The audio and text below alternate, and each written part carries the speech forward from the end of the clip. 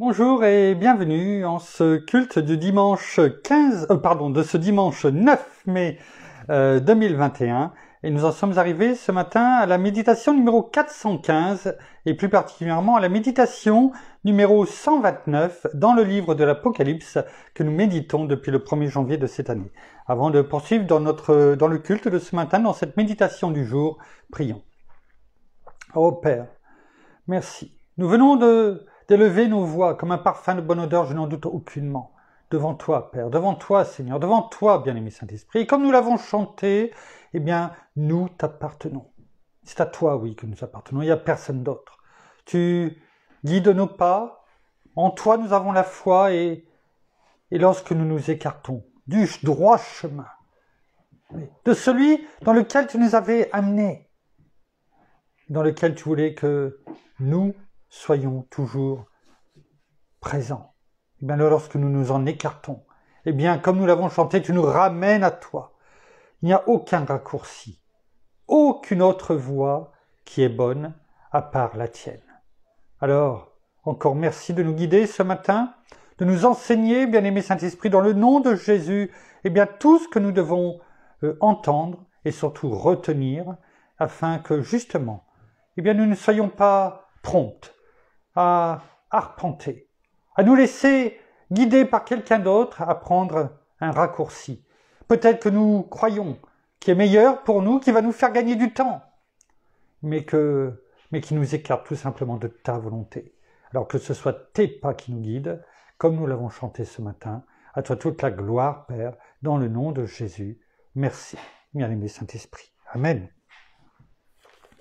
Alors nous continuons donc dans cette cinquième lettre de notre Seigneur à l'église de Sardes. Nous avançons et nous arrivons à la fin de ce verset 2, dans lequel nous sommes depuis un bon moment maintenant, parce que nous avons tellement dans ce court verset vu de choses, avec même presque un seul mot, sois vigilant. Alors nous allons le reprendre et il nous restait juste, pas grand-chose à voir dans la fin de ce verset 2 hier, pour conclure, je dirais, ce verset 2. Il est écrit dans le chapitre 3 du livre de l'Apocalypse, on va prendre le verset 2 et le verset 3. Sois vigilant et affermis le reste qui allait mourir, car je n'ai pas trouvé tes œuvres parfaites devant mon Dieu. Verset 3. Rappelle-toi donc comment tu as reçu et entendu la parole. Garde-la et repens-toi. Si tu ne veilles pas, je viendrai comme un voleur et tu ne sauras point à quelle heure je viendrai te surprendre. Hier, nous avions médité car je n'ai pas trouvé. On ne va pas revenir dessus, je vous laisse retourner à la méditation d'hier afin de voir ce que nous avons dit. Et nous en étions à tes œuvres, on l'avait dit également, tes œuvres, c'est-à-dire toutes les manifestations de ta vie, qui ne sont pas selon l'ordre divin, on le rappelle juste, et que malgré les apparences, tu as le renom, malgré les apparences, elles ne sont pas parfaites au jugement de mon Dieu. C'est ce que nous dit notre Seigneur. Tes œuvres, je n'ai pas trouvé tes œuvres parfaites devant mon Dieu. Et c'était ça là, les œuvres. Parfaites. Il nous restait à voir ce mot parfait. Parfaite, là, vient du verbe grec pléroo, qui veut dire, et qui signifie, parce que maintenant vous avez l'habitude, le verbe grec a les verbes, les mots et les noms, les verbes, les particules, ont toujours une connotation beaucoup plus importante, une signification beaucoup plus élargie que la traduction en français. Je ne dis pas que c'est facile, mais bien sûr, quelquefois, un mot en français ne reflète pas la plénitude, de ce que voulait nous faire comprendre la parole dans son origine. Alors donc vient du verbe grec pléroo, qui veut dire rempli, c'est ça parfaite, rempli jusqu'à rabord, jusqu'à rabord, c'est-à-dire que ça déborde, faire abonder. Vous savez, c'est un peu comment dirais-je, qu'est-ce que je pourrais prendre comme exemple? Tiens, une entreprise. Une entreprise qui donne, bon, il y en a de moins en moins malheureusement, mais enfin bon, c'est pour vous faire comprendre, je dirais ce que cela veut dire, pléro, eh bien abonder. C'est-à-dire que les entreprises, quelquefois, bien certaines, enfin en tout cas déjà d'une certaine grandeur, la plupart du temps, eh bien donnent une prime d'intéressement une fois par an, souvent en été, juillet ou août. Et quelquefois, eh bien, aussi, il y a aussi ce que l'on appelle, ce que le gouvernement a fait depuis bien longtemps. Alors, il y a les primes d'intéressement, bien sûr, mais également vous savez, parce qu'on travaille pourquoi? Parce qu'on travaille pendant 40 ans, 42 ans, 43 ans et peut-être même un peu plus. Et puis finalement, à la fin, on a une retraite. Cette retraite qui est bien minime par rapport au travail fourni, mais enfin, ça, c'est un autre sujet. Et il y a justement, eh bien, dans les entreprises que l'on appelle les plans d'épargne retraite. Et en fait, vous pouvez mettre une somme, on va dire, allez, 100 €, qu'importe, c'est plus pour le calcul. Et à ce moment-là, eh bien, la société, ce n'est pas une obligation, mais la société peut abonder, c'est-à-dire peut mettre au-dessus, peut rajouter un pourcentage, peut-être 50%, on va dire, eh bien, de ce que vous avez mis.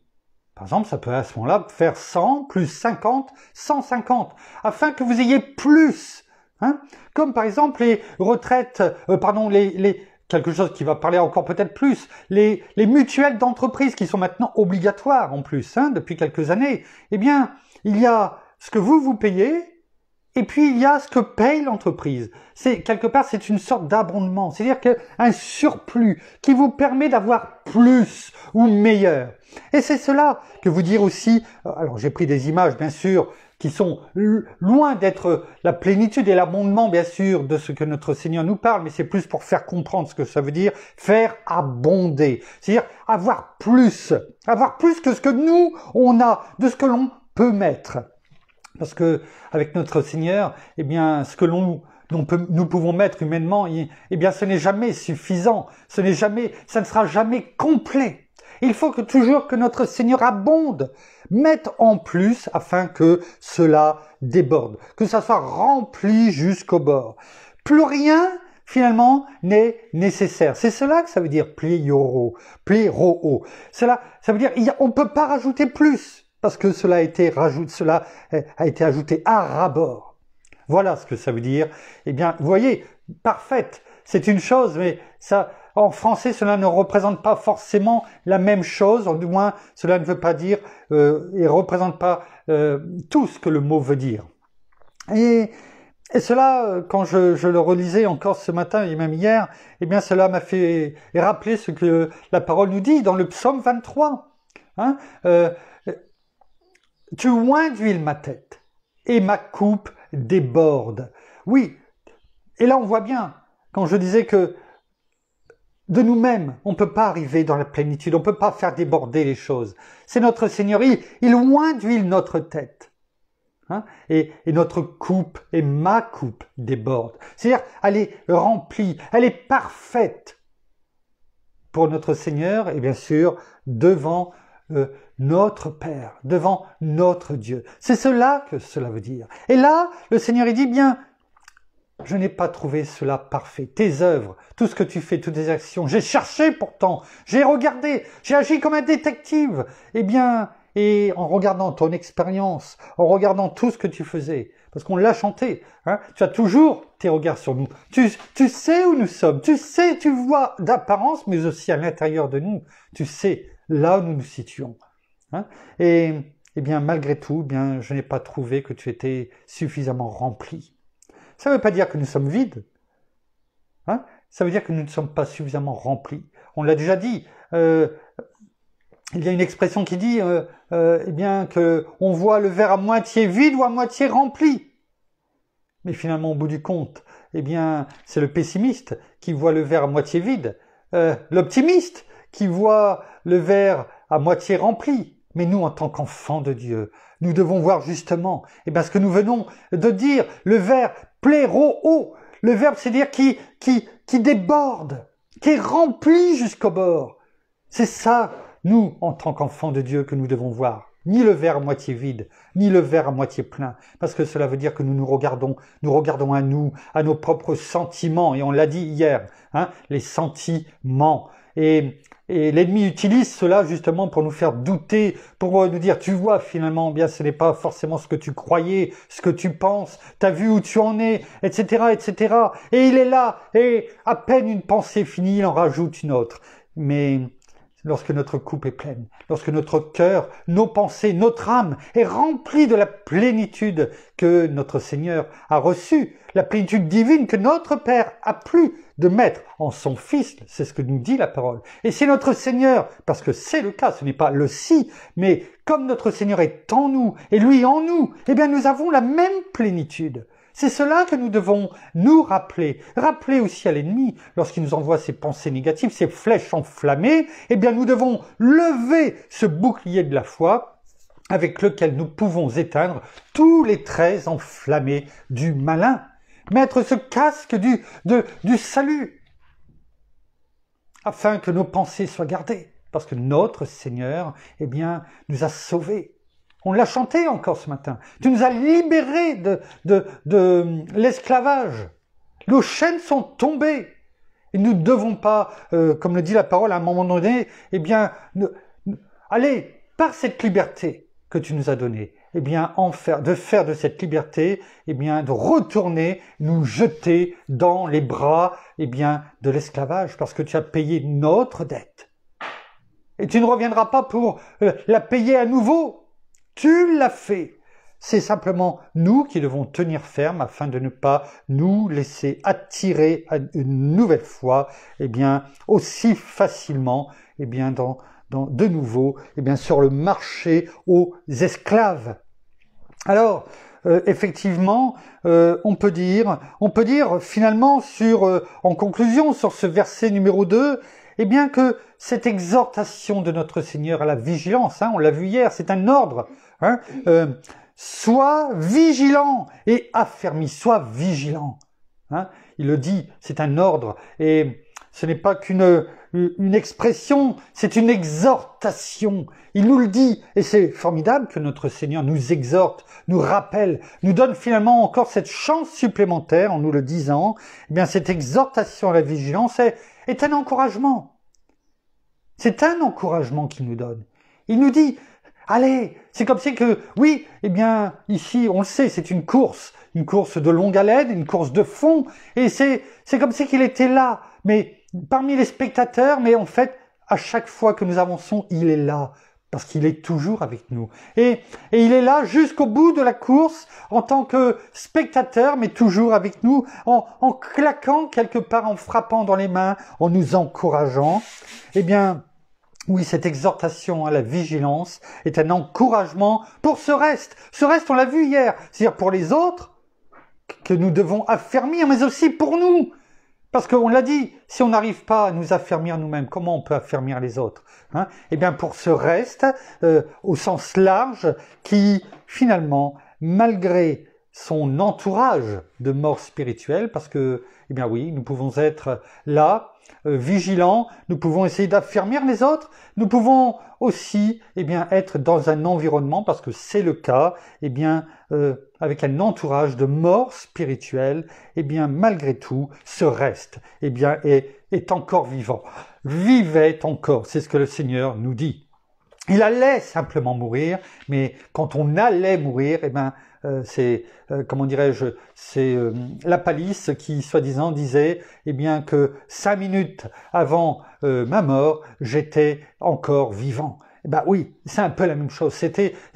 Il allait mourir, mais il n'était pas encore mort. Eh bien, c'est pour cela que le Seigneur, eh bien, vient. Et de quelque chose qui est là, qui est à l'agonie, on en a parlé du champ de bataille, eh bien, il est là, il pose sa main divine et il encourage et nous nous relevons. Nous nous relevons et nous prenons sa main et il nous relève avec lui. Voilà ce que nous pouvions dire sur ce verset numéro 2. Et nous allons entamer, eh bien, ensemble ce matin, eh bien aussi le verset numéro 3. Rappelle-toi donc comment tu as reçu et entendu la parole, garde-la et repens-toi. On va prendre la première partie jusqu'à la virgule, c'est-à-dire rappelle-toi donc comment tu as reçu et entendu la parole. Et rappelle-toi. Je vais regarder si, comment dans d'autres versions, eh bien, il est dit, rappelle-toi donc comment tu as reçu et entendu. Rappelle-toi ce que tu as reçu et la façon dont tu l'as entendu. Et la façon. Rappelle-toi la forme également. Le fond, mais également la forme. Rappelle-toi donc l'enseignement que tu as reçu et entendu. Rappelle-toi la façon dont tu l'as entendu, que tu l'as reçu. Souviens-toi l'enseignement. Oh, l'enseignement que notre Seigneur nous donne, lorsque nous n'étions peut-être pas dans le meilleur de notre forme, mais chaque jour aussi, au travers de ce que nous faisons, des méditations, c'est la parole que nous méditons. Vous savez, la parole nous dit dans Matthieu 11, verset 28, « Venez à moi, vous tous qui êtes fatigués et chargés, je vous donnerai du repos. » Comment dirais-je, il est dit ensuite, prenez mon joug, prenez mon joug et recevez mes instructions. Et lorsque nous l'avions médité, ce passage, et recevez mes instructions, c'est recevez mon enseignement. C'est-à-dire qu'à un moment donné, nous étions sûrement, c'est sûr, fatigués, chargés. Et nous sommes venus nous repentir et recevoir notre Seigneur comme Seigneur et Sauveur de notre vie. Et à partir de là, il n'a cessé, peut-être que nous l'avons peut-être pas toujours vu, mais il n'a cessé, jour après jour, de nous donner, par notre bien-aimé Saint-Esprit qui est en nous, ses instructions, ses enseignements. Et c'est ce qu'il nous dit, de nous rappeler peut-être ce que nous pensons ne pas avoir reçu, ou nous nous rappelons peut-être plus, mais notre bien-aimé Saint-Esprit, est là pour nous le rappeler. Quelquefois, on ne se rappelle plus de certaines choses, et il suffit de demander. Il suffit de demander notre bien-aimé Saint-Esprit, lui qui sait toutes choses, qui sont jusqu'aux profondeurs de Dieu, nous les rappelle, parce que lui, se rappelle de tout. Et c'est pourquoi la parole nous dit, rappelle-toi donc. Rappelle. C'est-à-dire, ce rappel, vient du verbe grec, je crois qu'on l'a déjà vu à un moment donné, mnémonioo, qui veut dire, ramène à ton esprit, souviens-toi.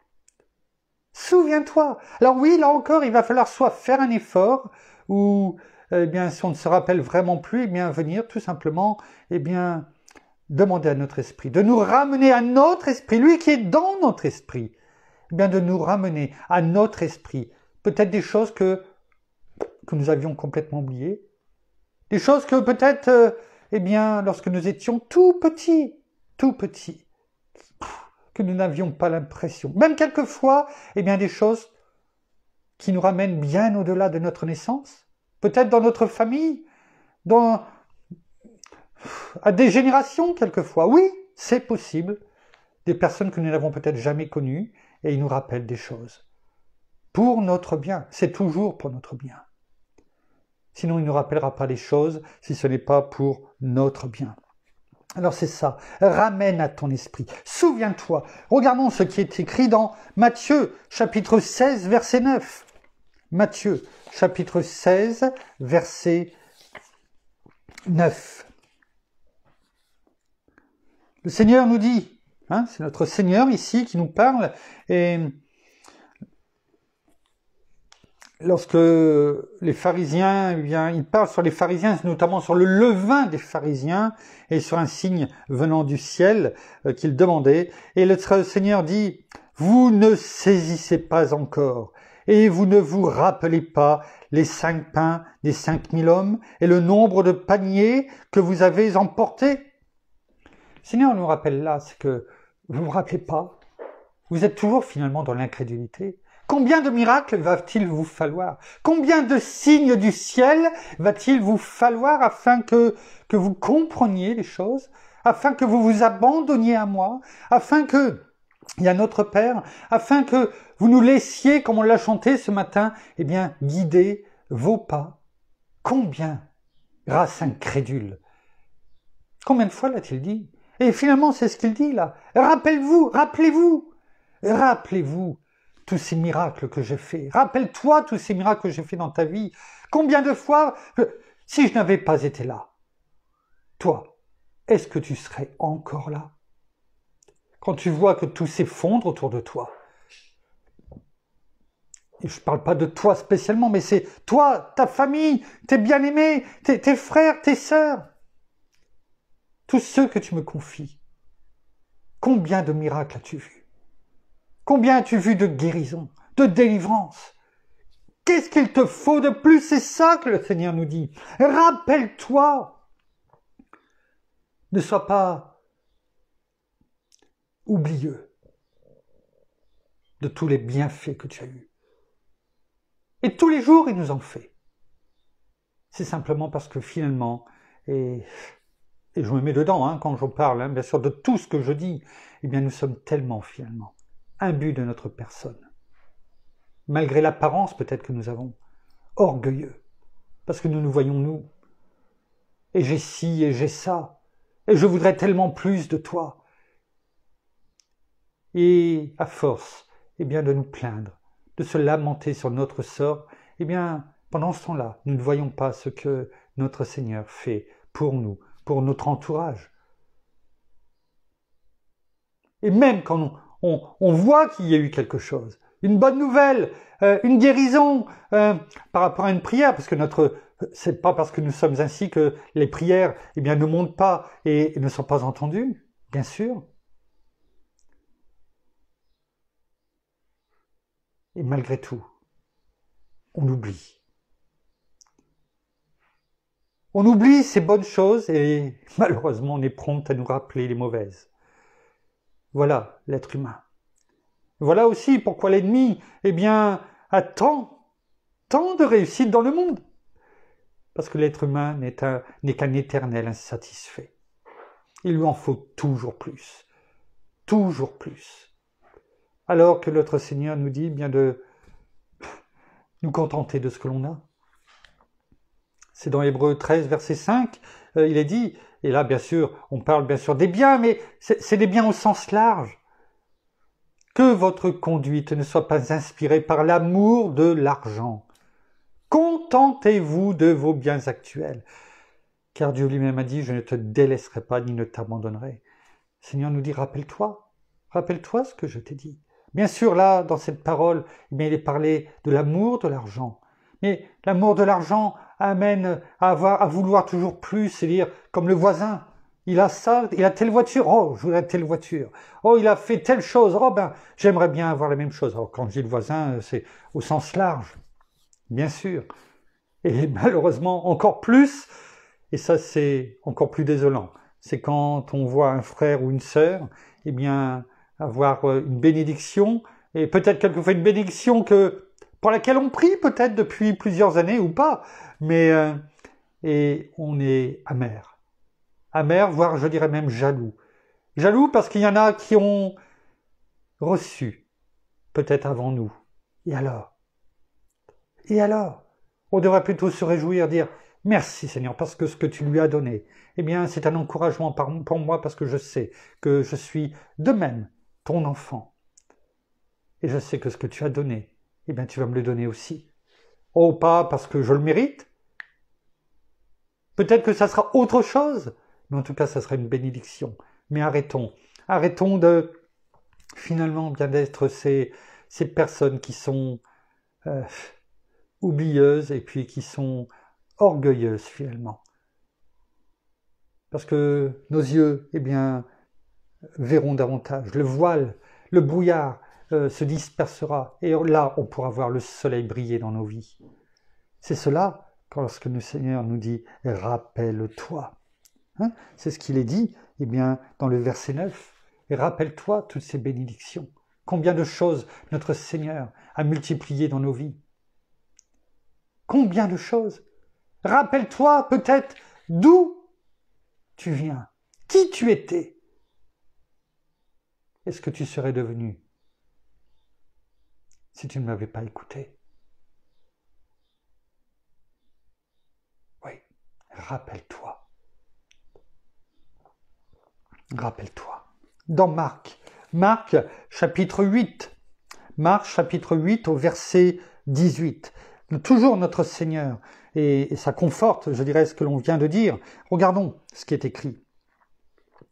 Et c'est ce que la même chose, je dirais un petit peu de ce que nous venons de dire. Et là, il le dit également, il parle à nouveau du signe venant du ciel et le levain des pharisiens. Lorsque les pharisiens toujours demandent des signes, des preuves finalement. Dis-moi, apporte-moi la preuve de ce que tu dis. Est-ce que nous ne sommes pas comme ces pharisiens où nous avons toujours besoin de toujours plus de preuves de la présence de notre Seigneur? Que nous sommes enfants de Dieu? Est-ce que nous ne demandons pas finalement directement ou indirectement par notre attitude, par notre cœur, par nos pensées? Eh bien, est-ce que nous ne sommes pas ces pharisiens qui finalement, ont toujours besoin de voir pour croire, alors que le Seigneur nous dit « Crois et tu verras la gloire de Dieu ». Et donc, dans ce chapitre 8 de l'évangile de Marc, au verset 18, le Seigneur nous dit « Avez-vous le cœur endurci ?»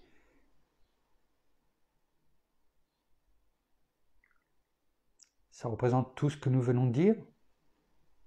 Avez-vous le cœur endurci?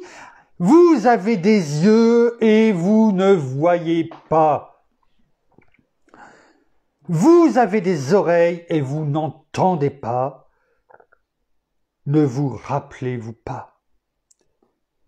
Oui, c'est exactement ce que nous venons de dire. Merci, bien-aimé Saint-Esprit. Merci. Nous sommes oublieux. Nous sommes oublieux.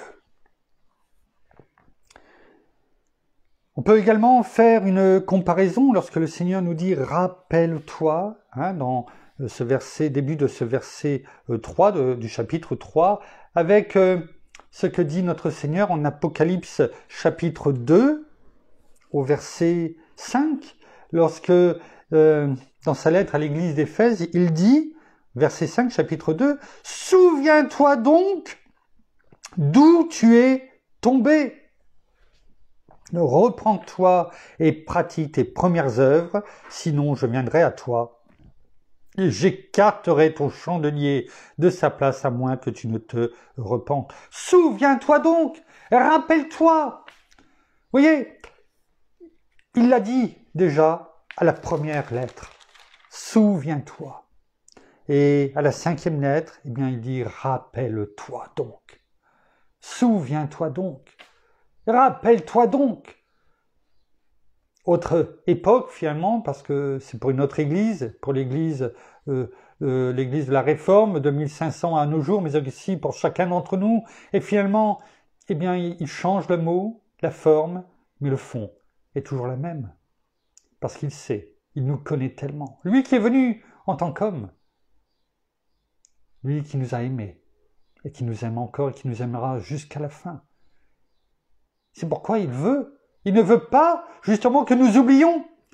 Il veut que nous nous rappelions afin de ne pas rater le coche.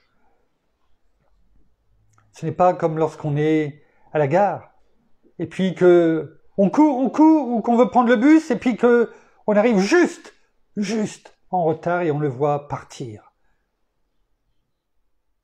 Là, on peut attendre et il y en a un autre, comme pour ceux qui ont le métro. Il y en a un autre qui arrive peut-être 2 minutes, 5 minutes plus tard. Mais là, si on rate le coche, il n'y aura pas d'autre chance. Parce que lorsque le Seigneur reviendra, la porte sera fermée et il sera trop tard. Il sera trop tard. Et il y aura des cris et des grincements de dents. Alors, le Seigneur nous dit, rappelle-toi, souviens-toi. Souviens-toi quoi? Rappelle-toi donc comment tu as reçu Tu as reçu. Et là aussi, le verbe recevoir, donc ici, tu as reçu, vient du verbe grec lambano. Lambano qui veut dire, c'est pas simplement recevoir. Comment tu as reçu. C'est-à-dire, comment tu t'es approprié. Comment tu as lutté pour obtenir ce que tu as aujourd'hui. Par quoi tu es passé. Comment tu as reçu ce qui était là, qui t'a été offert. Comment tu n'as pas rejeté ou refusé ce que je t'ai donné, par grâce. Finalement, c'est cela. Vous voyez, c'est beaucoup plus large, étendu. C'est pas simplement recevoir, voilà, juste un cadeau et puis qu'on met sur le côté. Non, ça veut dire qu'on a lutté pour l'avoir.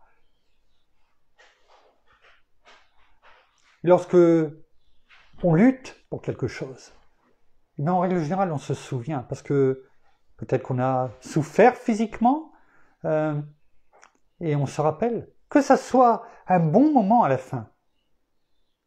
Ou peut-être que l'on a souffert, je dirais, tout le long pour le recevoir, pour avoir cette liberté qu'il nous a donnée, on s'en rappelle normalement. Et on comprend mieux pourquoi précédemment le Seigneur nous dit, rappelle-toi pourquoi tu as souffert pour en arriver à avoir cette victoire, ce que tu as reçu par grâce, certes, mais pour ce que tu as lutté afin de l'obtenir. C'est ce qu'il dit. Il y a quelque temps, on a été, c'était, je sais plus, c'était il y a 2 ans, je crois, on a été en montagne. Et ça nous a fait du bien, on a pris l'air, du bon air. Et comme des jeunes que nous étions, eh bien, nous avons voulu gravir les montagnes. Je ne dis pas escalader, mais prendre des petits chemins pour aller monter un peu plus haut, pour voir, pour se balader. Et c'est dur. C'est dur, ça fait mal aux pieds, ça fait mal aux jambes. On transpire. On croit que le chemin est facile parce qu'on regarde une carte et c'est écrit pour un chemin familial, vers. Et puis finalement, on s'aperçoit que oui, c'est un chemin familial pour ceux qui habitent là-bas. Pour ceux qui ont l'habitude que ça grimpe. Mais pour ceux qui ont l'habitude de la plaine, eh bien, même un chemin vert, eh bien, c'est dur. Et quelquefois, on n'a qu'une hâte, eh bien, c'est d'arriver. Quand on voit que ça monte comme ça, peut-être pas longtemps, mais on a l'impression que c'est interminable, eh bien, on a hâte d'être en haut. Et en haut, eh bien, on a un super panorama. Oh, c'est beau! C'est beau! Mais il n'empêche qu'on n'est pas satisfait. Parce qu'on sait par où on est passé pour y arriver, et ça a beau être beau, eh bien, on dit, je suis bien content d'être arrivé là-haut. Mais ça, c'est avant de descendre. Parce que quelquefois, eh bien, la montée est plus facile que la descente. Parce que, eh bien, quelquefois, la descente est rocailleuse. Le chemin est escarpé également. Quelquefois, le chemin est même peut-être moins bon que celui dont on a pris pour monter. Et ça fait encore plus mal aux articulations. Parce que les articulations souffrent. Le dos, les épaules, les jambes, les genoux, les pieds. Il faut faire attention. Et finalement, on est toujours là, la tête baissée. Et finalement, on était monté bien haut pour voir un beau panorama. Et finalement, lorsque l'on descend, eh bien, est-ce qu'on regarde devant? Non, on regarde ses pieds. Pour pas tomber, pour pas glisser.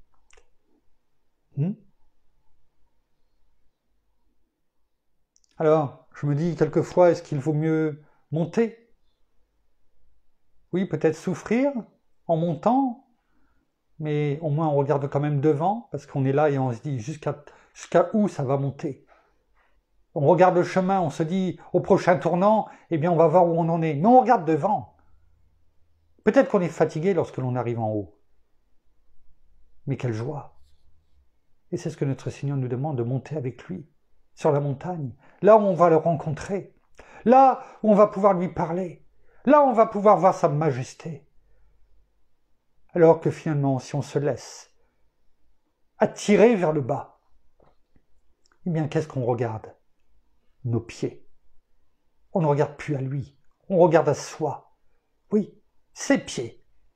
Afin de ne pas tomber, de ne pas dévaler, et pourtant, eh bien, c'est ce que l'on fait lorsque l'on ne se rappelle plus.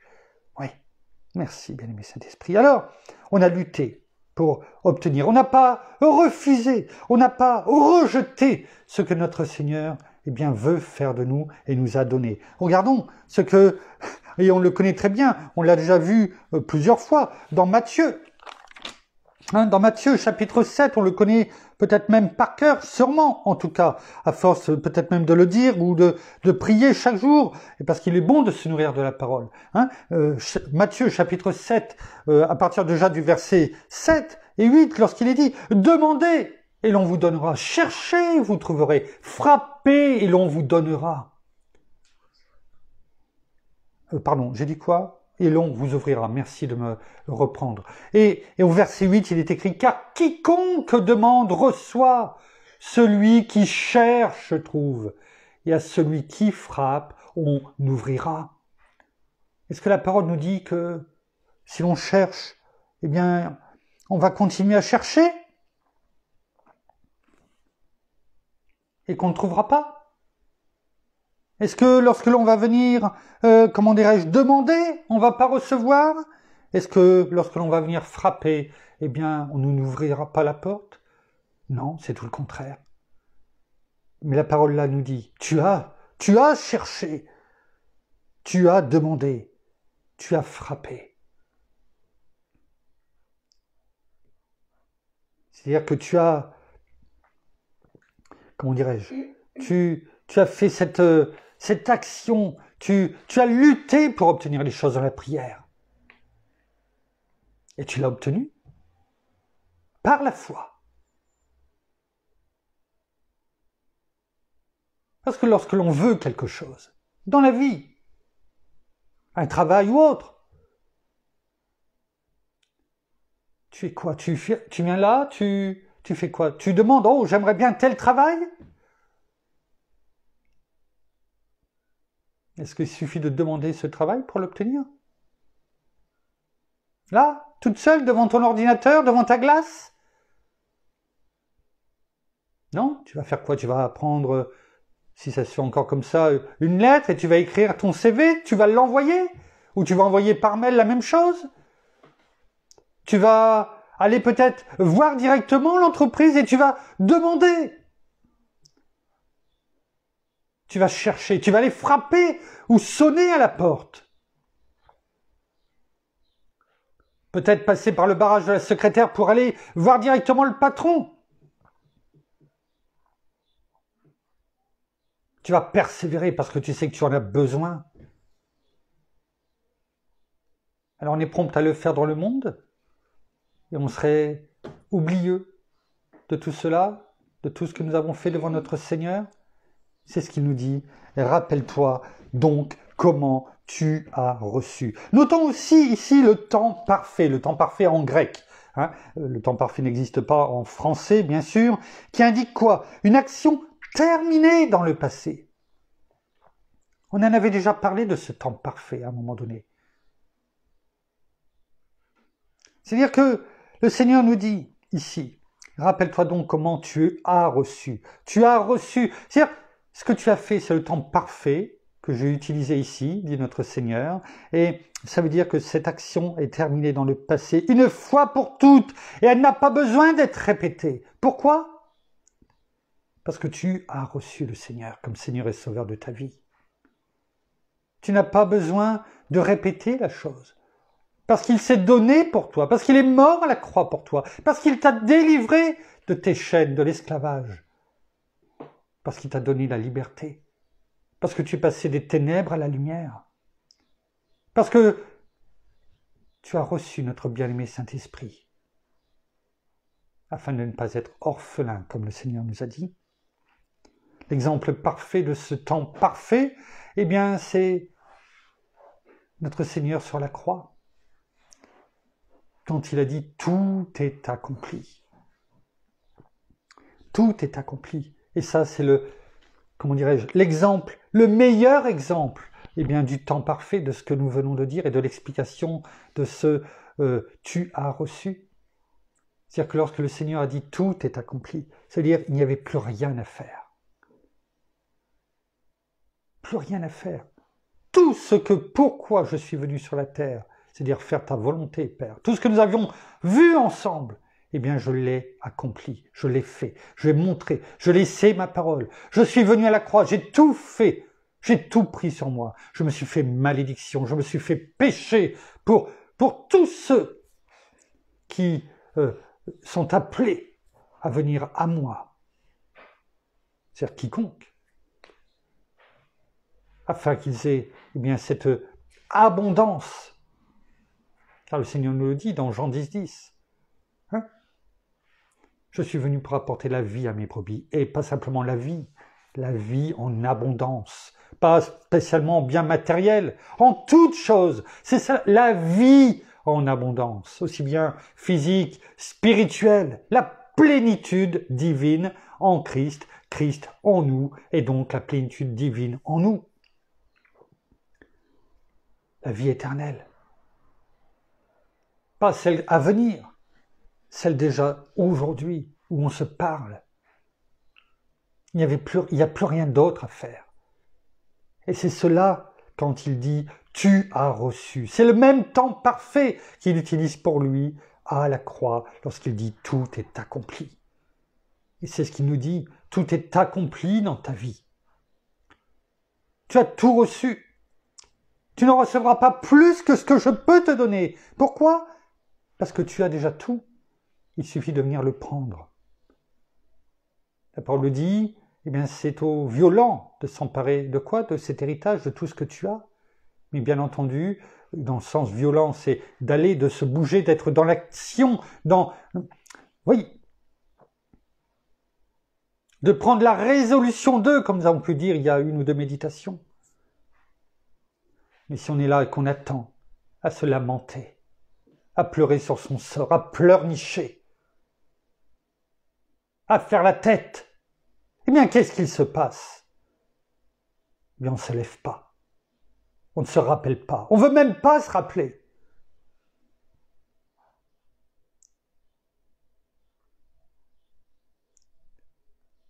Et après on s'étonne de ne pas recevoir, mais non, on ne reçoit pas parce qu'on ne va pas chercher. Tout simplement.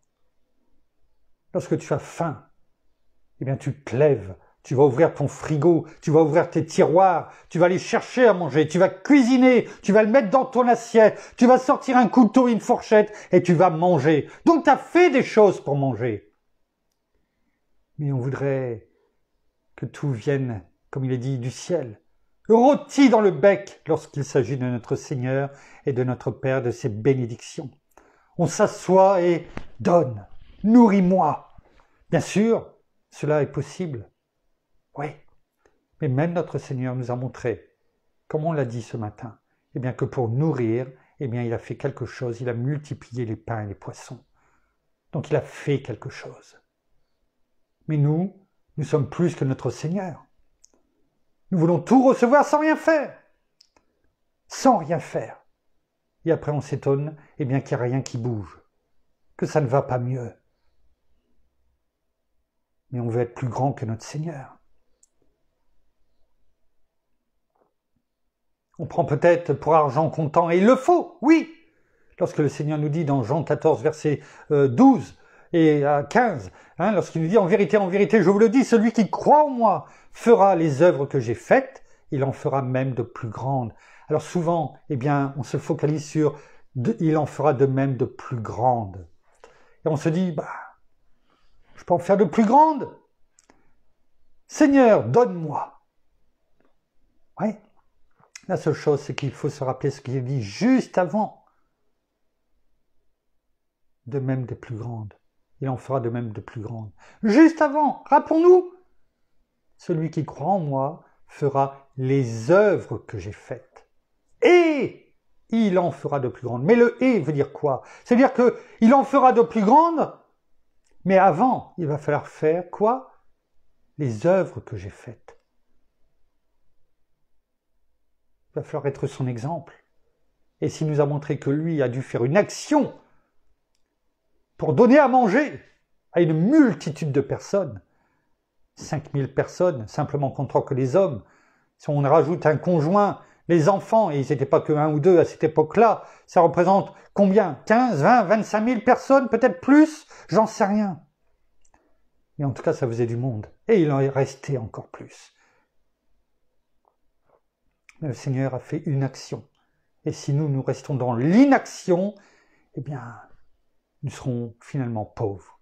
Pauvres à tous les niveaux. Aigris, parce que finalement, on aura l'impression qu'il n'y a rien. Il n'y a rien qui bouge. Rien de nouveau sous le soleil. Alors que finalement, le Seigneur nous a dit, eh bien, tu as tout reçu. Tu as reçu. Tout est accompli. C'est ce que je te dis. Tu as tout reçu. À toi maintenant, je t'ai tout mis. Tu as tout en toi, avec toi. Maintenant, qu'est-ce que tu vas en faire de ça? C'est comme un jouet qu'on donne à un enfant quand il est petit, à Noël. Et qu'est-ce qui se passe? Bien souvent, au bout de quelques semaines, eh bien, il le met de côté, il ne l'utilise plus. Et finalement, eh bien, qu'est-ce qu'on dit? À quoi ça sert? À quoi ça sert de mettre peut-être tant d'argent dans ça, finalement, pour qu'il joue quelques semaines avec, et puis qu'après, eh bien, il le mette de côté? Ah, ça, on le dit. Et on ne se rend pas compte que finalement, eh bien, ce que l'on dit à nos enfants, eh bien, on fait de même avec ce que notre Seigneur nous a donné. Alors, merci Père, merci Seigneur, merci bien-aimé Saint-Esprit, une fois de plus pour ce que tu nous as montré ce matin. Et ce n'est que le début parce que tu as tellement de choses à nous dire, tellement de choses à nous montrer, tellement de choses afin de nous fortifier alors que nous soyons promptes, non pas eh bien, à ne rien faire, mais promptes à t'imiter et à nous rappeler tout ce que tu nous dis. Oui, à nous souvenir. Nous terminons par la prière. Merci Seigneur, et bien encore ce matin pour ta parole. Merci encore pour tes encouragements. Merci encore pour ta force souveraine. Et vraiment, nous voulons vraiment venir à toi afin que nous soyons remplis de ta force, afin que nous puissions avancer dans le chemin que tu as tracé pour nous, dans cette voie combien peut-être semée d'embûches dans nos vies, mais ce chemin, tu es là et nous savons que tu es au bout et que tu nous guides comme nous l'avons chanté ce matin. Oui, tu guides nos pas, mais pour ça, cela faut-il que nous aussi nous avancions, que nous ne restions pas là stagnant, mais que nous fassions ce pas de foi et ce pas allant vers toi afin que toute chose dans nos vies, eh bien, tout simplement puisse bouger. Alors oui, nous voulons vraiment nous remettre complètement en toi et vraiment nous voulons te rendre grâce pour tout et te remercier pour tout ce que tu fais pour chacun d'entre nous, pour comme nous l'avons entendu, que ce soit pour les guérisons, que ce soit pour les bénédictions, mais sachant toujours que ce n'est pas par nos œuvres que nous faisons et nous avançons, mais tout simplement par toi. Et nous voulons te glorifier à travers tout ce que nous faisons, tout ce que tu nous donnes aussi de faire dans nos vies, mais aussi dans la vie de tous ceux que nous touchons, afin que toi seul sois glorifié. Alors, nous voulons encore vraiment te louer, t'honorer, toi notre Seigneur et notre Roi. Alors, soyez tous abondamment bénis, frères et sœurs, dans le nom de Jésus. Amen. Amen. Amen. Merci. Voilà, ainsi s'achève le culte de ce dimanche matin. Nous vous bénissons abondamment de toutes les bénédictions spirituelles dans les lieux célestes en Christ. Nous saluons nos amis au Canada et au Québec qui dans quelques heures vont prendre le relais et afin que la parole qui sortira de toutes les bouches, de toutes ces louanges, touche une multitude de personnes et que cela soit le cas également partout, en francophonie, en France, bien sûr, à Paris, autour de chez nous. Nous vous souhaitons un excellent dimanche, ensoleillé, j'espère en tout cas partout. En tout cas, nous avons la lumière et le soleil qui brille déjà dans nos cœurs. Et nous vous donnons rendez-vous, demain soir, comme d'habitude, à 18h30, sauf cas extraordinaire et à ce moment-là, exceptionnel, et à ce moment-là, je vous le ferai savoir. Donc demain, au même endroit, 18h30, à demain, et prenez soin de vous et de vos proches. À demain. Au revoir.